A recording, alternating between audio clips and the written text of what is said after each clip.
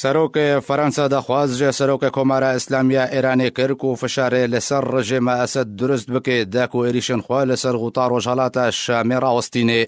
ده داخویانیه که ده کوشک الیزی را گهاند که ده پیوندیه که تلفون ده ایمانوئل ماکرون سروک فرانسا و حسن روحانی سروک کماره اسلامیه ایرانی روشا سوریه بگشتی غوطا روجالات شام پایتخت سوریه به تایبتی گوتوبش کرن.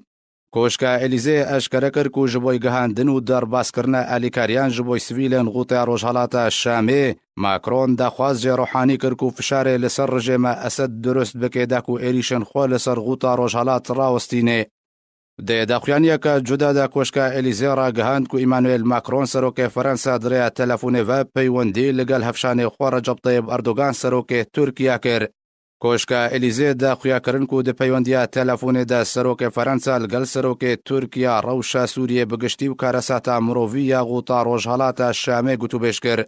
هروها د خویانیا کوشکا الیزی دا هاتیه کو سروک ماکرون دلگرانی و فکر خود درباره روشا غوطا روجالات دا خویا کرنو تکازی لسروی چنده کریه کو دوی روسیا و ایران و ترکیه فشاره لسر رژیم اسد درست بکن داکو ایریشن خو لسر غوطا روجالات شامی راوستینه و ریبده کاروانین الیکاریان داکو بسر دور پیشکریان دا بین دابش کرن.